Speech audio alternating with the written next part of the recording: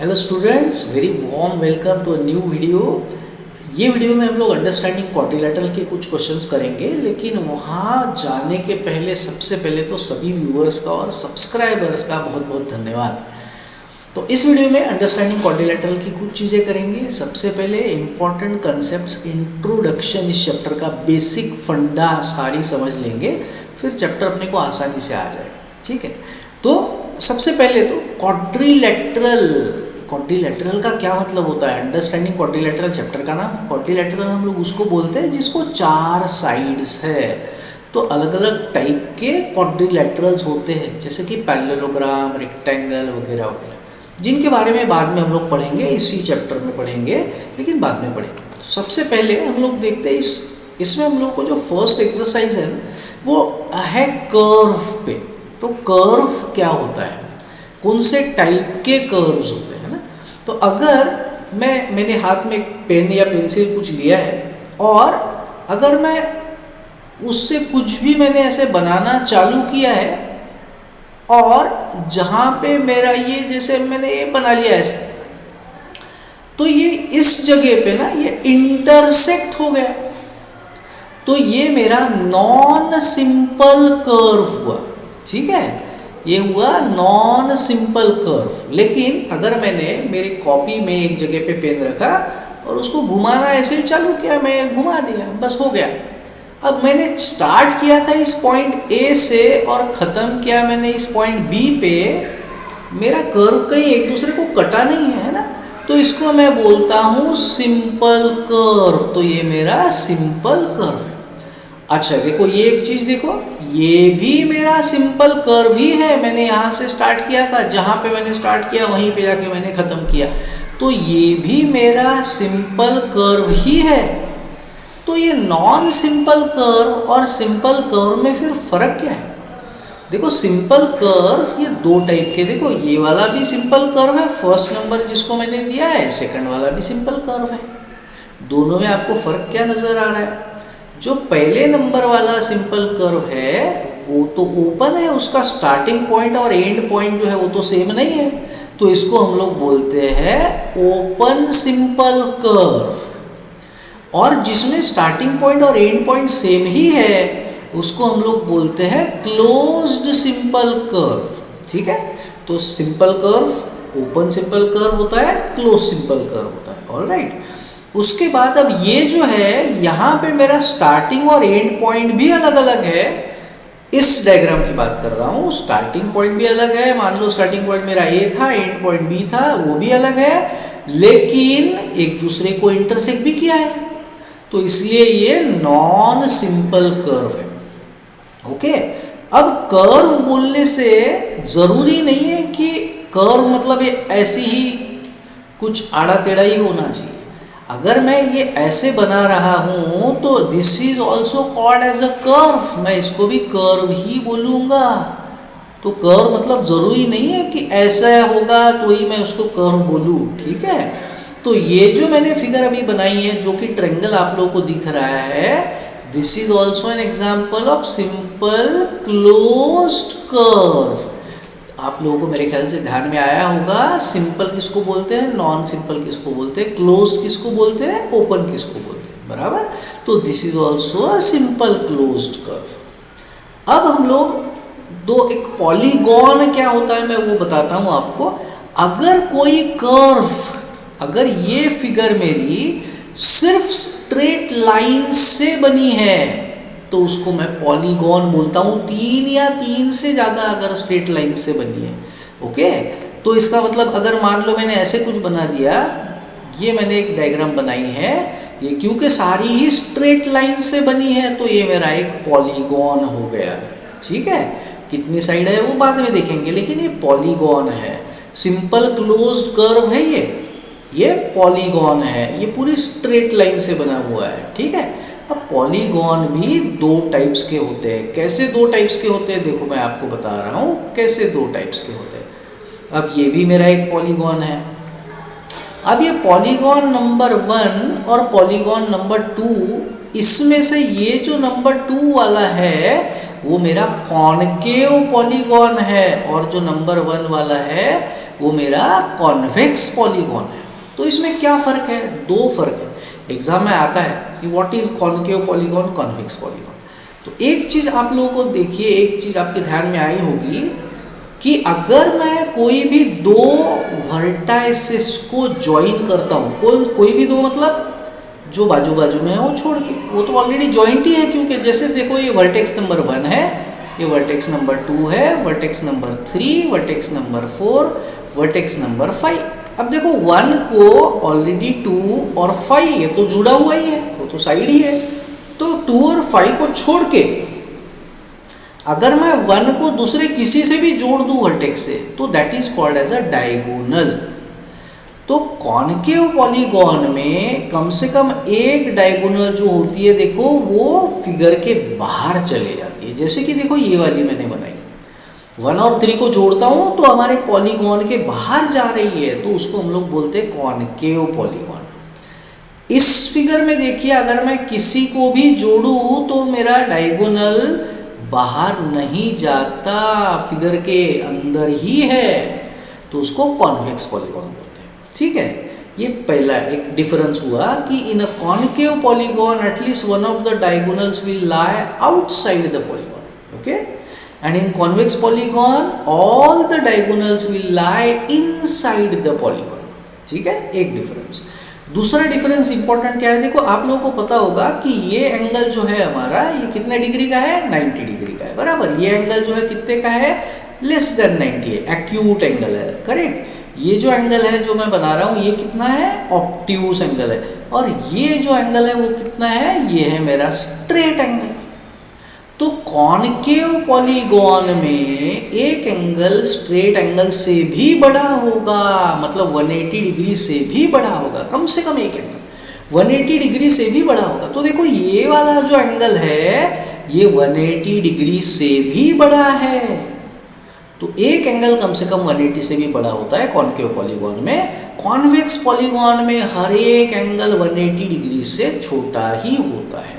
ठीक है, तो ये आ गया डिफरेंस हमारा। अब मुझे लगता है आप लोगों को बेसिक चीज़ें कुछ बहुत बेसिक चीज़ें इस चैप्टर को स्टार्ट करने के लिए जो ज़रूरी थी मैंने अभी बता दी है। अगर आपको कोई डाउट है तो आप मुझे पूछ सकते हो बाद में, या फिर से एक बार दो बार यहीं तक का फिर से आप रिपीट कर सकते हो, तो आपको क्लियर हो जाएगी चीज़। अब मैं फर्स्ट एक्सरसाइज स्टार्ट कर रहा हूँ। पहला question 12.1, classify each of the given figures on the basis of the following. तो अब हम लोगों को इसमें बताना है कि जैसे पहला देखते हैं सिंपल कर्व। तो इनमें सिंपल कर्व कौन सी फिगर्स है वो मुझे बताना है। सिंपल कर्व याद है? सिंपल कर्व किसको बोलते हैं हम लोग? अगर मान लो मैंने पेन यहाँ पे मेरे कॉपी में रखा और ऐसी मैंने लाइन घुमाई, जहाँ पे मेरा स्टार्टिंग पॉइंट था वही एंड पॉइंट था, ओके, सिंपल कर्व। मैंने यहाँ पे पेन रखा, मैंने लाइन घुमाई, जहाँ पे स्टार्टिंग पॉइंट था वहाँ पे एंड पॉइंट नहीं है, कोई प्रॉब्लम नहीं, ये भी सिंपल कर्व। तो नॉन सिंपल कर्व कौन सा है? यहाँ मतलब देखो यहाँ पे पॉइंट ऑफ इंटरसेक्शन एक ही था, starting point and point same था। यहाँ पे पॉइंट ऑफ इंटरसेक्शन ही नहीं है, ये भी सिंपल कर्व है। ये ओपन सिंपल कर्व है, ये क्लोज्ड सिंपल कर्व है। ठीक है, अब सिंपल नहीं कौन सा है? ये मैंने यहाँ पे पॉइंट रखा, लाइन खींचा, ऐसे घुमाया, देखो तो यहाँ ये मेरा पॉइंट ऑफ स्टार्टिंग वाला था, स्टार्ट पॉइंट, ये एंड पॉइंट, और अलग अलग है और एक दूसरे को कटे भी है एक जगह पे, तो ये मेरा नॉन सिंपल कर्व है। ठीक है, तो इस फिगर में हमको जो क्वेश्चन दिया है इसमें सिंपल कर्व कौन से दिख रहे हैं मुझे? ये मुझे पहला वाला सिंपल कर्व दिख रहा है। अगर मैं यहाँ से स्टार्ट करूँ तो मेरा स्टार्टिंग पॉइंट और एंड पॉइंट सेम ही है, एक ही बार एक दूसरे को starting point and point cut कर रहे हैं। तो पहला वाला जो है मेरा डायग्राम वो सिंपल कर्व का है। दूसरा भी देखो, यहाँ से मैंने स्टार्ट किया, यहाँ पे आके खत्म हुआ, कोई प्रॉब्लम नहीं, स्टार्टिंग पॉइंट एंड पॉइंट अलग है, नो टेंशन। यहाँ पे भी मेरा स्टार्टिंग पॉइंट एंड पॉइंट अलग है, नो टेंशन, ये भी मेरा सिंपल कर्व है। देखिए अब यहाँ पे अगर मैं यहाँ से स्टार्ट करता हूँ, यहाँ पे मैंने ऐसे घुमाया, यहाँ तक कोई टेंशन नहीं, यहाँ पे कट गया और ये फिर से एंड पॉइंट आया, तो स्टार्टिंग एंड पॉइंट सेम है लेकिन एक जगह कट गया, तो ये नॉन सिंपल कर्व है, तो मैं चौथे नंबर को नहीं लिख सकता। इसमें भी वही प्रॉब्लम है। देखो, अगर मान लो मैंने यहाँ से स्टार्ट किया, ऐसे घुमाया, ऐसे घुमाया, ऐसे घुमाया, अब ये मेरा इधर का पार्ट रह गया, मुझे फिर नीचे आना पड़ेगा, फिर इधर जाना पड़ेगा, करेक्ट। तो इसका मतलब ये भी मेरा नॉन सिंपल कर्व है। ये वाला देखते हैं सिंपल कर्व है कि नहीं। कोई भी एक पॉइंट से अगर मैं स्टार्ट करूँ, यहाँ से अगर मैं स्टार्ट करता हूँ, यहाँ पे आया, यहाँ पे, यहाँ और यहाँ, क्लोज्ड कर्व है, सिंपल है, क्लोज्ड है ना, सिंपल कर्व। तो मैं नंबर 6 भी लिखूंगा इसमें सिंपल कर्व में। उसके बाद ये देखो, यहाँ से अगर मैं स्टार्ट करता हूँ, ये लाइन, ये लाइन, ये लाइन, ये लाइन, ये लाइन, ये लाइन, तो ये भी सिंपल क्लोज्ड कर्व हो गया मेरा नंबर 7। ये देखिए, यहाँ से मैंने स्टार्ट किया, ये यहाँ से घूम के एक कट गया, और स्टार्टिंग और एंड पॉइंट भी अलग अलग है, तो ये मेरा नॉन सिंपल कर्व है। तो सिंपल कर्व कौन से हैं हमने लिख दिया है। अब दूसरा था सिंपल क्लोज्ड कर्व, तो सिर्फ सिंपल नहीं चाहिए, अभी हमको सिंपल के साथ में क्लोज्ड भी कर्व चाहिए। आप लोगों को शायद ध्यान में होगा कि क्लोज्ड कर्व किसको बोलते हैं, थोड़ी देर पहले मैंने क्वेश्चन, ये चैप्टर स्टार्ट करते वक्त ही बताया था। Simple curve, closed curve. मैंने एक पॉइंट लिया और कॉपी पे मैंने ऐसे घुमाना स्टार्ट किया, कहीं से भी कैसे भी घुमा रहा हूँ मैं, और जहाँ स्टार्ट किया था वहीं पे मैंने एंड कर दिया, तो ये मेरा हो गया simple closed curve. Starting point, and point same, और एक ही जगह कटा है। देखो, ये मेरा सिंपल क्लोज्ड कर्व नहीं है, नहीं तो आप बोलोगे सर इसमें भी मेरा स्टार्टिंग और एंड पॉइंट सेम है ये, लेकिन यहाँ दो जगह पे वो कर्व, मतलब एक तो यहाँ पे स्टार्टिंग और एंड पॉइंट एक दूसरे को मिला है, और यहाँ पे भी तो कटा है ना, तो ये सिंपल कर्व ही नहीं है, ठीक है। तो अब इस फिगर में हमको जो दिया था, इसमें से सिंपल क्लोज्ड कर्व कौन से, तो ये सिंपल क्लोज्ड कर्व है, पहला वाला आ गया सिंपल क्लोज्ड कर्व। ये तो ओपन है, ये भी ओपन है, ये तो सिंपल ही नहीं है ना, नॉन सिंपल है, तो मैं इसको नहीं ले सकता। ये भी नॉन सिंपल है, ये है सिंपल क्लोज्ड कर्व। देखिए, सिंपल है, क्लोज्ड कर्व है, तो 1, उसके बाद 6, और ये भी सिंपल क्लोज्ड कर्व है, तो ये भी हो गया 1, 6 और 7। इसके बाद आया मेरा पॉलीगॉन। अभी पूछ रहे कि पॉलीगॉन कौन सा है, जो कर्व सिर्फ स्ट्रेट लाइन से बना हो और 3 या 3 से, मतलब simple closed curve made of straight lines. देखो, क्लोज्ड कर्व होना जरूरी है। देखो, ये भी स्ट्रेट लाइन से बना है, लेकिन ये मेरा पॉलीगॉन नहीं है। ये भी देखो, अगर मैं ऐसे भी कर लेता हूँ, इसमें कितनी सेगमेंट दिख रही है मुझे, 1, 2, 3, लेकिन इसको मैं सिंपल क्लोज्ड कर्व नहीं बोलूँगा ना, ये क्लोज कहाँ है, स्टार्टिंग पॉइंट एंड पॉइंट अलग अलग है, ये क्लोज नहीं है, तो this is not a polygon. तो पॉलीगॉन कौन सा है फिर, ये देखो, ये पॉलीगॉन है, क्लोज कर्व है और मेड ऑफ स्ट्रेट लाइंस है, तो ये मेरा पॉलीगॉन हो गया। तो पॉलीगॉन में मैं लिखूंगा नंबर 1। ये तो स्ट्रेट लाइन से बना है, लेकिन ये क्लोज कहाँ हुआ भैया, तो ये नहीं है, ये तो है ही नहीं, स्ट्रेट लाइन ही नहीं है, ये भी नहीं है, ये क्लोज नहीं हुआ ना, ये देखो ना, ये बाहर निकल गया ऐसा, तो ये भी क्लोज नहीं है, तो this is also not a polygon. ये है पॉलीगॉन, स्ट्रेट लाइन से बना है, क्लोज्ड फिगर है, तो 6 वाला आ गया। और ये भी तो स्ट्रेट लाइन से बना है और क्लोज्ड फिगर है, तो 7th वाला भी आ गया। तो ये हो गए हमारे पॉलीगॉन्स, ठीक है। आई होप आप लोगों को समझ में आ रहे हैं क्वेश्चंस। इसके बाद हम लोग बढ़ते हैं कॉन्वेक्स पॉलीगॉन, कॉनकेव पॉलीगॉन। ये भी मैंने आप लोग को स्टार्टिंग में बताया था, कॉन्वेक्स और कॉनकेव पॉलीगॉन कौन सा होता है। अब देखिए, इसमें बहुत आसान है। पॉलीगॉन कौन से है, सबसे पहले तो पॉलीगॉन तो सिर्फ इतने ही हैं, 1, 2, 3 ही है। अब इसमें से कॉन्वेक्स कौन सा है, कॉनकेव कौन से है ना, वो हमको देखना है कि कॉन्वेक्स कौन से, कॉनकेव कौन से। तो बहुत आसान है, अगर कोई भी डायगोनल फिगर के बाहर जाए तो कॉनकेव पॉलीगॉन रहे। अब देखिए, अगर मैं इसमें ये दो डायगोनल, 2 वर्टेक्स को जोड़ दूं तो मेरा वो डायगोनल फिगर के बाहर जा रहा है, तो इसका मतलब ये जो मेरा 6 नंबर वाला है वो मेरा कॉनकेव पॉलीगॉन है। Concave polygon is number 6। और फिर कॉन्वेक्स कौन से है, कॉन्वेक्स पॉलीगॉन में एक भी डायगोनल बाहर नहीं जाएगा। देखो इसमें कुछ भी जोड़ दो फिगर के बाहर नहीं जाने वाला है। तो ये मेरा कॉन्वेक्स पॉलीगॉन है और ये मेरा कॉन्वेक्स पॉलीगॉन है। तो कॉन्वेक्स पॉलीगॉन हुआ 1 और 7। तो आई होप आप लोगों को पहला क्वेश्चन एकदम आसानी से अच्छे से समझ में आ गया होगा। क्वेश्चन 2 पे अब भिड़ रहे हैं हम लोग। इसमें हम लोगों को पूछा है find the number of diagonals for each of the following figure. अब ये नंबर ऑफ डायगोनल कहाँ से निकालते हैं भैया? स्क्वायर का तो खैर मुझे पता है कि कितने रहते हैं स्क्वायर में। स्क्वायर में नंबर ऑफ डायगोनल ये हुआ 1, ये हुआ दूसरा। तो नंबर ऑफ डायगोनल तो 2 है, लेकिन इसका कुछ फॉर्मूला है क्या? स्क्वायर तो निकालना आसान है। ऑक्टेगोन है, 8 साइड वाला है, तो फिर दिमाग लगाना पड़ेगा, बहुत सारे फिगर डायगोनल्स निकालते बैठने पड़ेंगे, फिर गिनना पड़ेगा, और कोई छूट गया निकालने में तो हो गया गड़बड़।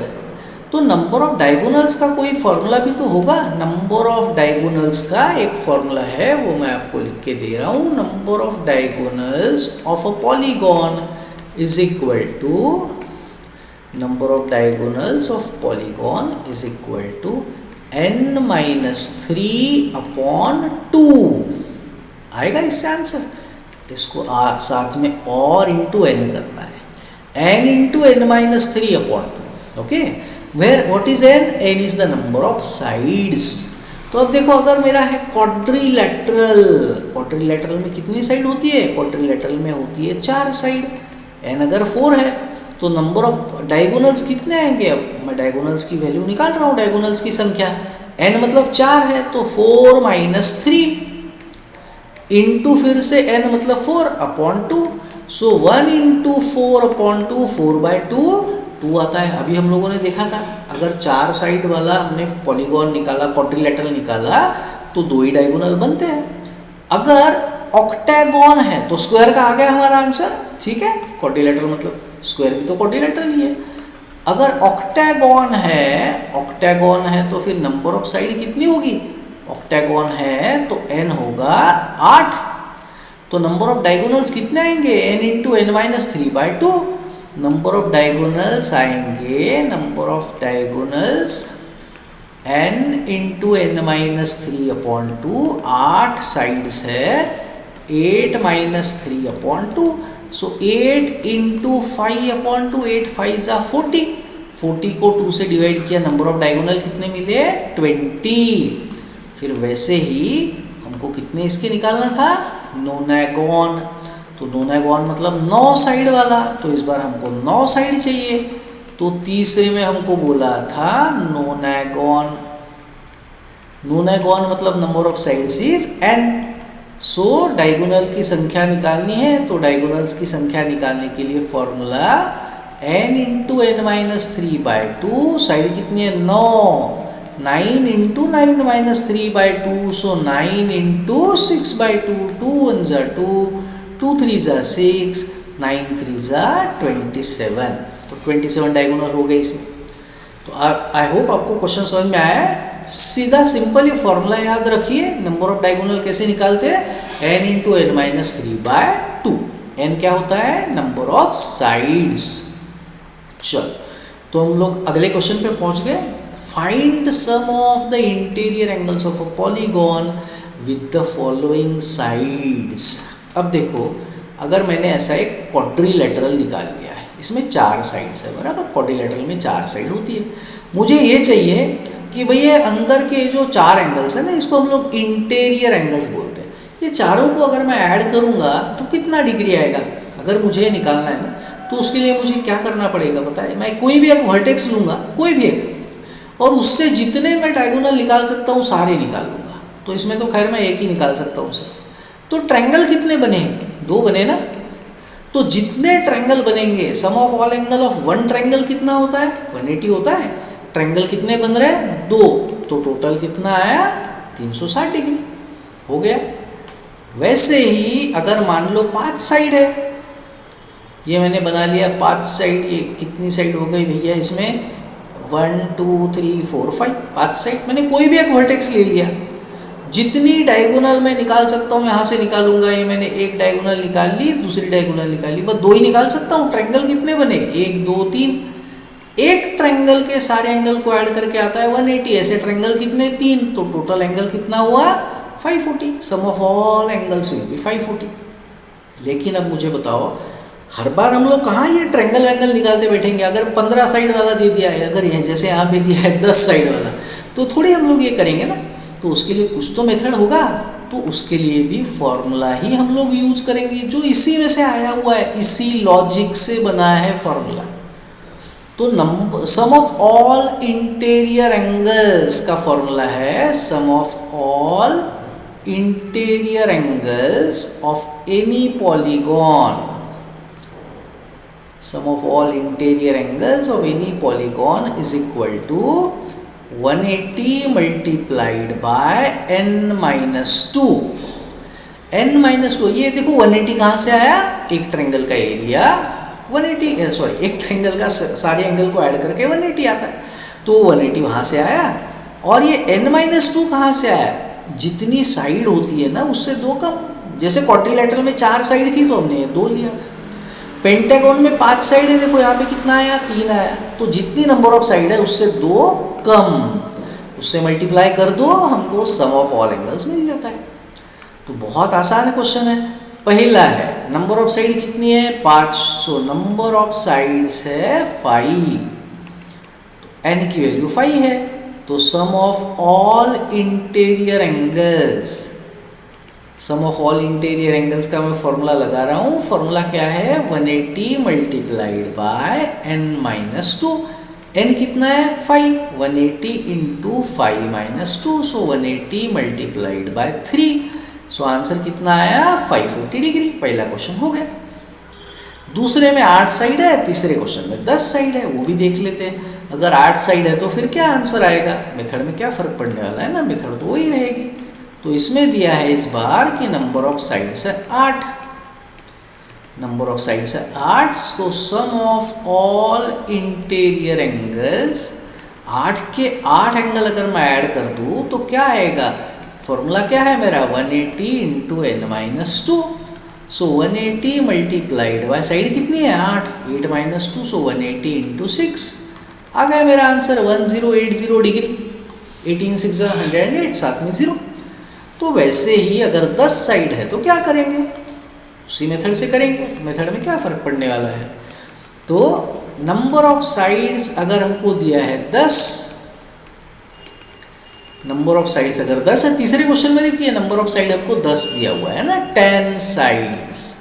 तो नंबर ऑफ साइड अगर 10 है तो फिर therefore sum of all interior angles is equal to, formula लगाया 180 मल्टीप्लाइड बाय n माइनस 2। और आप लोग प्लीज़ इतने याद से फॉर्मूला लिखने की कोशिश कीजिए हर बार जब भी ये क्वेश्चन सॉल्व करते हो। डायरेक्टली मत कीजिए, फॉर्मूला लिखिए फिर सॉल्व कीजिए, तो आपको स्टेप मार्किंग भी मिलेगा। अगर मान लो कहीं क्वेश्चन करते वक्त गलती हो गई है तो भी स्टेप मार्किंग मिलेगा, और दूसरी चीज़ याद रह जाएगा फॉर्मूला, नहीं तो भूल जाओगे फिर कुछ दिनों के बाद। सो 180 into 10 minus 2, so 180 multiplied by 8, ये आ गया हमारा आंसर। तो आई होप आपको क्वेश्चन आसानी से अच्छे से समझ में आ गया है। चलो नेक्स्ट क्वेश्चन पे जाते हैं। Question 4, is it possible to have a polygon in which the sum of the interior angles is 3780? अब ये उल्टा सवाल पूछ लिया भैया। वो लोग बोल रहे हैं कि भैया ऐसे हो सकता है क्या कि ये कोई पॉलीगॉन है जिसके सारे एंगल को ऐड अगर मैं करूं तो मेरा आंसर 3780 आता है, सारे एंगल की एडिशन। ऐसा कोई पॉलीगॉन पॉसिबल है क्या? ऐसे उन्होंने अपने को सवाल पूछा है। तो हम लोग बोलते चलो भैया देख लेते हैं। हमने बोला let the number of sides be x, let number of sides be x ले सकते हो, n लेना n ले सकते हो। तो sum of all angles, sum of all angles का फॉर्मूला क्या है 180 इंटू n माइनस 2, अभी तो लगाया था हम लोगों ने बराबर। तो सम ऑफ ऑल एंगल तो इस क्वेश्चन में तो दिया है, तो उसकी जगह मैंने लिख दिया 3780। 180 into n, number of side कितनी है हमने लिया x ले लिया है। पता नहीं है ना, हो सकता है क्या उन्होंने बोला ऐसा पॉलीगॉन बनता है क्या, हमने बोला चलो हो सकता है 50 साइड वाला पॉलीगॉन हो, तो अपने को क्या पता है 50 है कि नहीं, इसलिए हमने इसको ले लिया है x। ठीक है, अब अगली स्टेप में दो मेथड है मेरे पास सॉल्व करने की।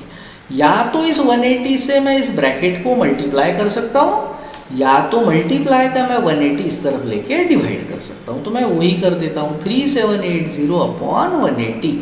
तो ये 0 0 कट गया, फिर यहाँ पे क्या बचा x माइनस 2। अब मैं ऊपर और नीचे दोनों को मैं 2 से डिवाइड कर सकता हूँ, तो मैं 2 से डिवाइड कर रहा हूँ दोनों को, तो नीचे आएगा 9, इसको भी 2 से मैं डिवाइड कर रहा हूँ।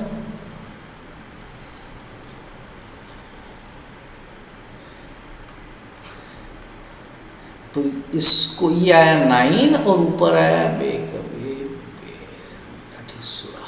189 upon 9 is equal to x minus 2। ये क्या आगे सॉल्व हो सकता है क्या? 189 अपॉन 9 तो होता है, मैं 9 से अगर इसको डिवाइड कर दूँ तो मेरा आंसर आएगा 21 इक्वल टू x माइनस 2। अब माइनस 2 यहाँ जाके क्या होगा प्लस 2। तो मेरी x की जो वैल्यू आई वो किस में आई? वो मेरा बना natural number.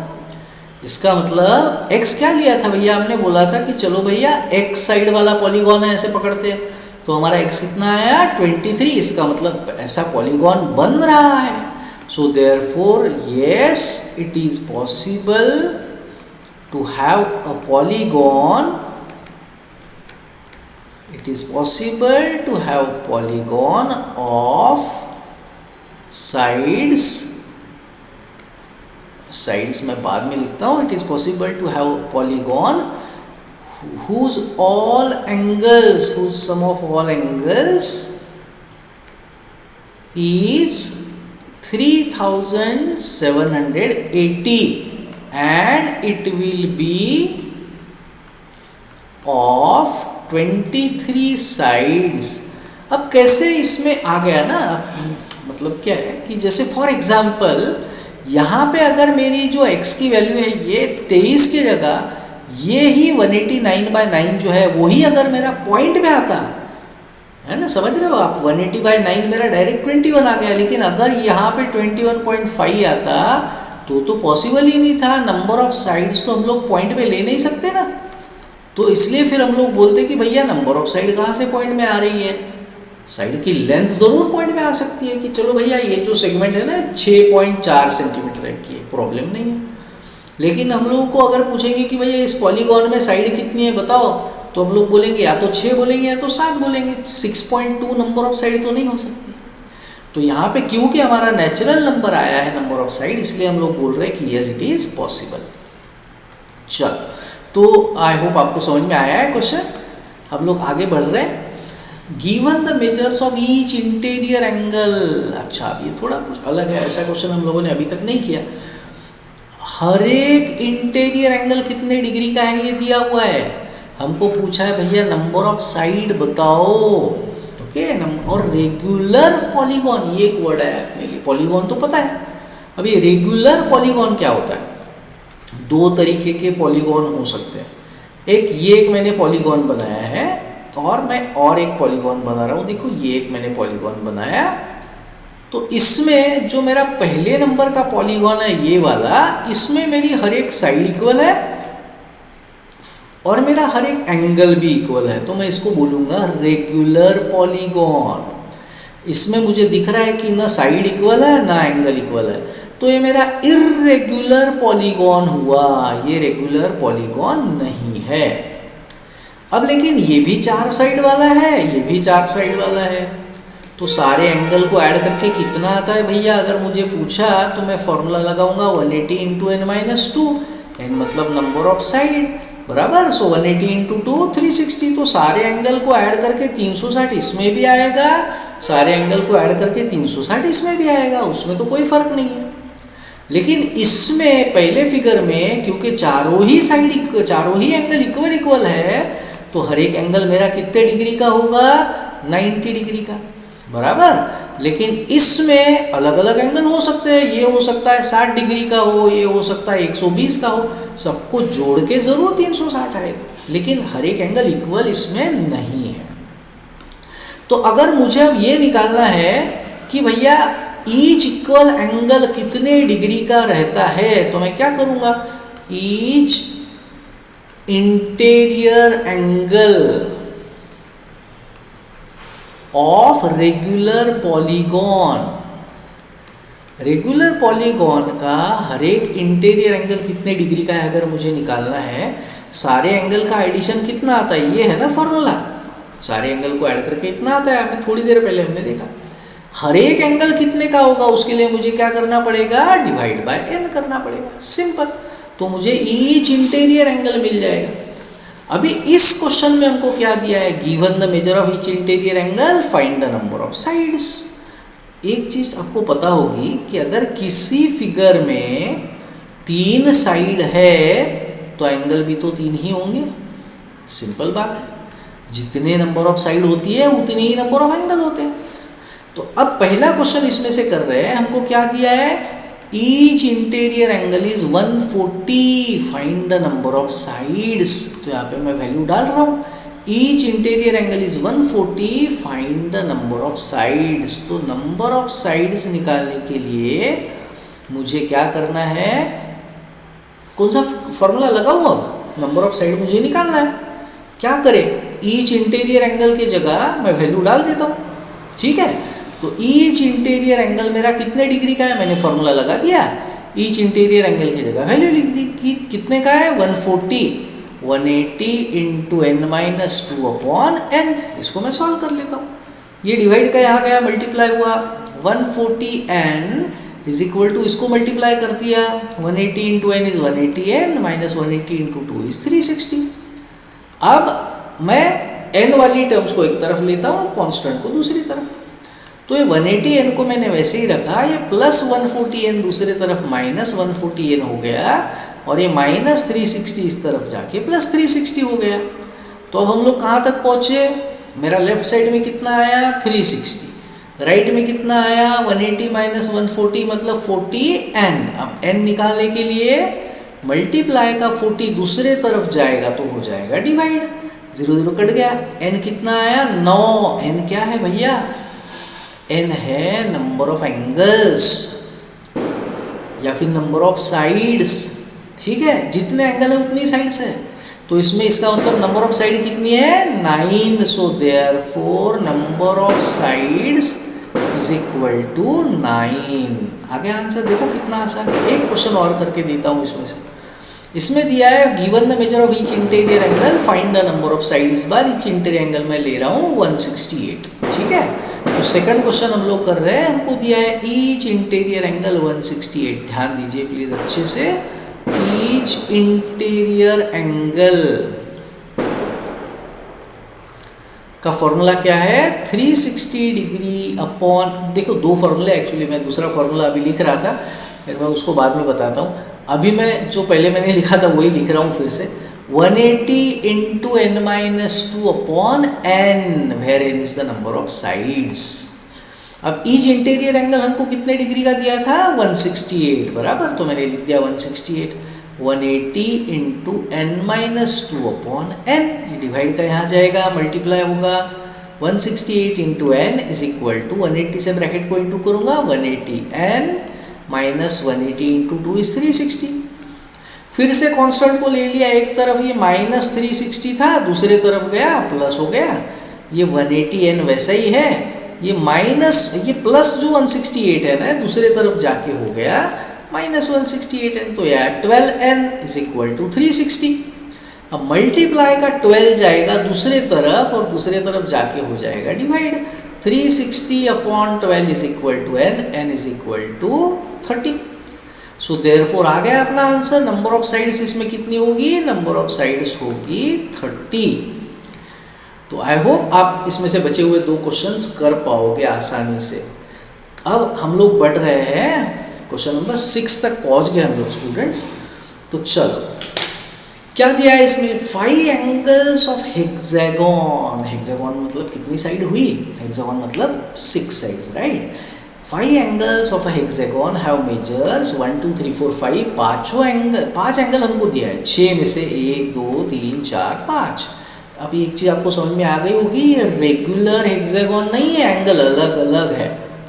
What is the measure of the 6th angle, बहुत आसान है। सबसे पहले तो मुझे ये पता चाहिए कि भैया 6 एंगल को ऐड करके आएगा कितना, तो उसके लिए तो हमारे पास फॉर्मूला है ना, sum of all angles of any polygon, regular है नहीं है उससे फर्क नहीं पड़ता, sum of all angles of polygon is equal to, formula क्या है 180 मल्टीप्लाइड बाय n-2। n मतलब क्या होता है नंबर ऑफ साइड्स, तो इसमें तो हेक्सागोन है ना, तो 6 साइड है, 180 इंटू 6 - 2, सो 180 मल्टीप्लाइड बाय 4, तो सारे एंगल को ऐड करके कितना आएगा 720। 5 एंगल तो दिया है, तो अब मैं लिख रहा हूँ कि देयरफॉर 100 डिग्री का पहला, 110 का दूसरा, 120 का तीसरा, 130 का चौथा, 140 का पांचवा, छठवां मैंने ले लिया x, सारे एंगल को ऐड करके कितना आएगा 720। अभी हम लोगों ने चेक किया सारे एंगल को ऐड करके 720 आना चाहिए करके, छठवां हमने एंगल ले लिया है x, 5 तो दे दिए थे उन्होंने, बस इसको सिंप्लीफाई करेंगे आंसर आ जाएगा।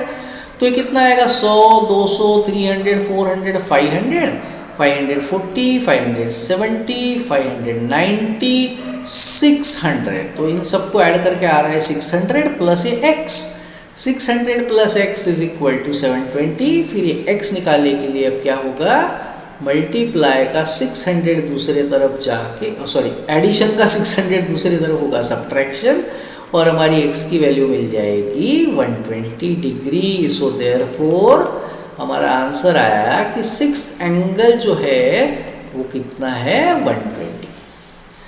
बहुत आसान और इम्पॉर्टेंट भी क्वेश्चन है स्टूडेंट्स ये, ठीक है, तो ध्यान दीजिएगा। अब ये क्वेश्चन 7 बहुत बहुत बहुत आसान, ये मार्क क्या शो कर रहा है हमको, ये शो कर रहा है कि इसकी सारी साइड इक्वल है, और साइड है कितनी 1 2 3 4 5, तो 5 साइड है और सभी इक्वल है, इसका मतलब ये रेगुलर पॉलीगॉन है। तो अगर एक एंगल x है तो बाकी के भी सारे बचे हुए एंगल भी x ही होंगे, तो sum of all angles of, अगर याद है तो बहुत अच्छी बात है, ये पेंटागन है ना, sum of all angles of pentagon is equal to, मैं फॉर्मूला लगा रहा हूँ पहले 180 इंटू n-2, सो 180 इंटू n कितने जगह है, n की जगह 5 pentagon, so 180 into 3, 5 - 2 is 3, 180 into 3 540, सारे एंगल ऐड करके 540 आएगा, और इसमें सारे एंगल इक्वल है क्योंकि रेगुलर है, तो हर एक एंगल कितने डिग्री का होगा बताओ, 5 एंगल ऐड करके 540 है, और हर एक एंगल x है।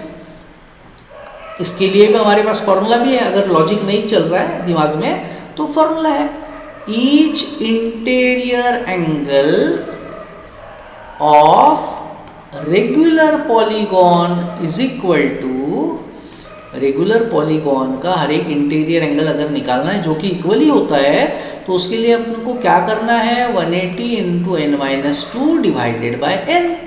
अब 180 इंटू n-2 की डायरेक्ट हमारे पास वैल्यू ही है, कितनी है 540, और डिवाइडेड बाय n मतलब नंबर ऑफ साइड कितनी है 5, तो एंगल भी तो 5 ही है ना, तो डिवाइड बाय 5।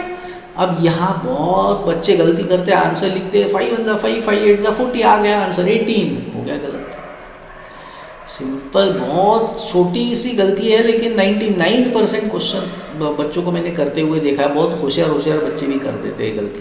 देखिए 5 × 5 किया, 0 आया, एक ही संख्या नीचे लेना है, फिर अगर डिवाइड करोगे तो 0 से डिवाइड करना पड़ेगा, फिर 0 लोगे तब आएगा 5 × 8 = 40 बराबर, तो इसका मतलब हमारा आंसर 18 नहीं आता है, कितना आता है 108। चलो, तो आई होप आपको ये क्वेश्चन समझ में आ गया। आगे बढ़ते सेकंड वाले क्वेश्चन पे, उसी में से। ओके, तो इस क्वेश्चन को सॉल्व करने के लिए इसमें कितनी साइड है 4, और चारों एंगल भी दे दिया है हमको। अब इसमें सारे एंगल को ऐड करके कितना आएगा, sum of all angles of, ये याद रख सकते हो, of any quadrilateral, sum of all angles of any quadrilateral is 360 degree, या तो याद रख दो या वक्त पे निकालो, 180 इंटू n-2 करके, n कितना है यहाँ पे 4 साइड है ना, 180 इंटू 2 देखो 360 वही आने वाला है। लेकिन थोड़ा सा ट्रायंगल का याद रख सकते हो, सारे एंगल को ऐड करके 180 आता है, क्वाड्रिलैटरल का याद रख दो कि सारे एंगल को जोड़ के 360 आता है। इसमें लेकिन सारे एंगल इक्वल नहीं है, जो कि यहीं पे दिख रहा है हमको। ये 127 है, ये 88 है, तो हर एक एंगल इक्वल होता तो डिवाइड बाय 4 कर देते तो हर एक एंगल मिल जाता, लेकिन इक्वल नहीं है। तो चलो अब मैं ऐड करता हूँ। क्या क्या एंगल्स है भैया, चारों को ऐड करके आना चाहिए 360। एक एंगल है मेरा 10x + 7, तो एक एंगल 10x + 7। दूसरा है 88 का, चलो ठीक है। तीसरा है 127 का, चलो ठीक है। चौथा है 5x + 3, ओके। सारे ऐड करके आएंगे 360, ये भी ठीक है। चलो आगे देखते हैं क्या सॉल्व कर सकते हैं इसमें। तो इसको आगे जब मैं सॉल्व करूँगा तो अब मेरा ये आएगा 10x + 5x, या 15x। 88 + 7 मैंने कर दिया, 95 आ गया। 95 में 127 + 3 कितना आएगा, 130। सो 95 + 130, 5 यह है मेरा 225। सो 15x + 225 = 360। प्लस 225 दूसरे तरफ जाएगा तो माइनस हो जाएगा। 15x = कितना आएगा, 6 0 10 - 5 5 कैरी ऑन 6 - 3 is 3, 130 आया। तो 135, सो 135 आया। यहाँ पे 15x मल्टीप्लीकेशन है 15 और x के बीच में, मल्टीप्लाई का 15 हुआ डिवाइड, तो x मिल गया हमको 9। तो वैल्यू मिल गई। हम लोगों को क्या चाहिए था, x की वैल्यू चाहिए थी, तो x की वैल्यू हमको मिल गई। x = 9, क्वेश्चन खत्म। ठीक है, आई होप क्वेश्चन आराम से समझ में आ गया। इस वीडियो के आखिरी के 2 क्वेश्चन पे हम लोग पहुंच गए। इंपॉर्टेंट है ये चारों क्वेश्चन, 4 में से एक क्वेश्चन बहुत ज़रूरी, मतलब आपको आ सकता है एग्जाम में। अब देखो इसमें अगर मैं इस एंगल को ले लेता हूँ y, है ना, जो बाहर मार्क करके दिया है ना ये वाला एंगल, इसको अगर मैं y ले लेता हूँ तो ये एंगल अगर मैं इसको z लेता हूँ तो मैं बोलूँगा कि भैया y और z को ऐड करके तो 180 आएगा। क्यों, क्योंकि ये तो लीनियर पेयर है। अब ये लीनियर पेयर क्या होता है, देखो अगर मैं ये ऐसे 2 एंगल निकालूं, आपको ध्यान में आएगा कि ये एंगल A और ये एंगल B अगर मैं जोड़ता हूं तो सीधी लाइन बनती है मेरी, स्ट्रेट एंगल, बराबर। कोई भी 2 एंगल मिला के अगर मेरी स्ट्रेट लाइन बन रही है, जैसे ये 2 एंगल जोड़ देता हूँ स्ट्रेट लाइन बनती है, तो उनको हम लोग बोलते हैं एंगल्स इन लीनियर पेयर, और उनका एडिशन होता है 180। इसका मतलब अगर ये मेरा 90 है, ये A और ये B मिला के स्ट्रेट लाइन बनेगी, तो ऐड करके 180 आना चाहिए। सिंपल है ना। तो वही मैंने यहाँ पे किया है। y कितना है, लेकिन 90 दिया है, प्लस z = 180। अब ये प्लस 90 इस तरफ जाएगा, माइनस होगा, तो 180 - 90 करके ये भी कितना आएगा, 90 का आ गया। तो z एंगल भी मिल गया है 90। अब ये तो क्वाड्रिलेटरल है, चारों एंगल ऐड करके कितना आएगा, 360। तो मैं प्रॉपर्टी लगा रहा हूँ, sum of all angles of a quadrilateral is 360 degree. ये क्वाड्रिलेटरल का सिंबल है, आपको पता होगा ना शायद, ऐसे निकाल दिया तो दिस इज क्वाड्रिलेटरल। तो एक एंगल z है मेरा, y नहीं है। देखो y जो है वो अंदर नहीं आता है, वो बाहर वाला है, उसको मैंने छोड़ दिया। मैंने लिखा z + x प्लस फिर ये 75 + 63, z + x + 63 + 75 ऐड करके 360 आएगा। अब मेरे पास z की भी वैल्यू है, वो भी डाल देता हूँ, 90 + x, इनको ऐड कर रहा हूँ, 138 = 360। 138 में 90 मैंने ऐड कर दिया, 228, x + 228 = 360। 228 को इस तरफ ले गए, प्लस का हो जाएगा माइनस, ये आ गया मेरा आंसर, x = 132। तो आई होप आपको क्वेश्चन समझ में आ रहे हैं। बहुत इंपॉर्टेंट क्वेश्चन है, अच्छे से समझ लीजिए। डाउट है तो फिर से एक बार देख लीजिएगा, फिर मुझे लगता है आपको डाउट नहीं रहेगा। लास्ट क्वेश्चन इस वीडियो का हम लोग कर रहे हैं। इसमें नंबर ऑफ साइड कितनी है स्टूडेंट्स, 1 2 3 4 5। तो सारे एंगल को ऐड करके कितना आना चाहिए फिर, अगर 5 है तो फॉर्मूला याद है क्या है, सारे एंगल की एडिशन अगर मुझे निकालना है तो हम लोग कैसे करते हैं, मैंने किया होता sum of all angles of any polygon is equal to 180 into n minus 2। इसमें n कितना है, अभी हमने गिना ना, नंबर ऑफ साइड 5 है ना इसमें, 180 इंटू 5 माइनस 2, सो 180 इंटू 3 540, सबको ऐड करके 540, सो 33 प्लस दूसरा एंगल 140 वाला प्लस ये 2x प्लस x, सबको मैं ऐड कर रहा हूँ, 33 plus 140 plus 2x plus x plus x plus 75, सारे एंगल ऐड करके आएगा 540। चलो तो अब 33 प्लस 140 प्लस 75 इनको ऐड कर देता हूँ, 33 प्लस 140 प्लस 75 248 आया, तो ये 248 plus 2x plus x plus x that is 4x बराबर इज इक्वल टू 540। अब क्या करें, ये 248 को दूसरे तरफ ले जाता हूँ ना लाइक टर्म्स को, 540 माइनस 248, 540 में से 248 माइनस कर रहा हूँ, आंसर आया मेरा 192। लेकिन ये तो 4x है, तो x निकालने के लिए मल्टीप्लाई का 4 इधर आके होगा डिवाइड। अब मैं डिवाइड कर देता हूँ तो मुझे पता चल जाएगा x की वैल्यू क्या है, तो मेरा x मिल गया 48। तो स्टूडेंट्स यहाँ पे हम लोगों का जो 12.1 है वो एक्सरसाइज कंप्लीट हो गया अंडरस्टैंडिंग क्वाड्रिलेटरल का। आई होप आपको पूरे फंडे थोड़े से जो मैंने बताए थे इस एक्सरसाइज के लिए जो इम्पोर्टेंट थे वो आपको समझ में आ गए होंगे। कन्फ्यूजन है एक बार फिर से आप अच्छे से देख लीजिए, विदाउट फॉरवर्डिंग, बीच बीच में फॉरवर्ड मत कीजिए, अच्छे से पूरा देखिए तो आपको मेरे ख्याल से पूरे के पूरे चीज़ें क्लियर हो जाएगी। इस तरीके के और भी क्वेश्चंस आप अच्छे से आराम से कर पाओगे। तो स्टूडेंट्स अगर आपको वीडियो पसंद आया है, मेथड पसंद आई है, तो प्लीज़ चैनल को सब्सक्राइब कीजिए, आपके दोस्तों के साथ भी प्लीज़ शेयर कीजिए और कमेंट बॉक्स में जाके मुझे ज़रूर बताइए कि आपको वीडियो कैसे लगा। और अगर और कोई क्वेश्चन आपको समझा के चाहिए तो वो भी मुझे बताइए, मैं जल्दी से जल्दी उसको सॉल्व करने की कोशिश करूँगा। So thank you very much students, and please don't forget to press the bell icon, ताकि मैं जब भी अगला वीडियो पब्लिश करूँ तो आपको तुरंत पता चल जाए। All the best for your exams. I think अभी आप लोगों का एग्ज़ाम आएगा जनवरी में, तो उसके लिए आपको सभी को all the best. Take care, bye bye.